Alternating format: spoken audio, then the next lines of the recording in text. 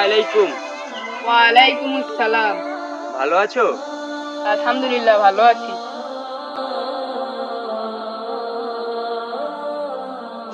আসসালামু আলাইকুম। ওয়ালাইকুম আসসালাম।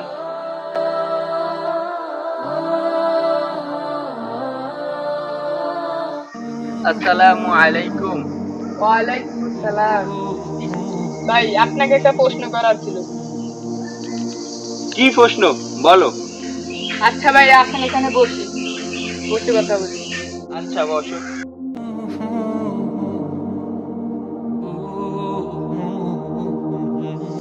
এবার বলো কি প্রশ্ন? আচ্ছা ভাই, আপনার সাথে আমার যখন দেখা হয় তখনই আপনি সালাম দেন, এর এর কারণটা আমি কি জানতে পারি? কেন তুমি কি জানো না রাসূল সাল্লাল্লাহু আলাইহি সাল্লাম বলেছেন আসসালামু কাবলাল কালাম। হাদিস শরীফের অর্থ কথার আগে সালাম। রাসূল সাল্লাল্লাহু আলাইহি সাল্লাম বলেছে কোনো মুসলমানের সাথে অন্য কোনো মুসলমানের দেখা হলে সর্বপ্রথম সালাম দিতে। আর সালাম দেওয়া সুন্নত এবং সালামের জবাব দেওয়া ওয়াজিব।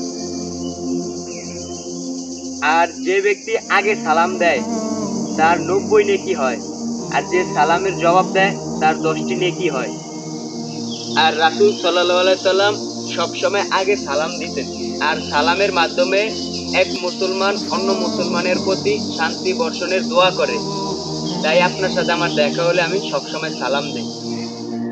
তাই প্রত্যেক মুসলমানের উচিত অপর মুসলমান ভাইয়ের সাথে দেখা হলে সর্বপ্রথমে সালাম দেওয়া। আচ্ছা ঠিক আছে ভাই, আমিও এখন থেকে কোনো মুসলমান ভাইকে দেখলে প্রথমে সালাম দিব।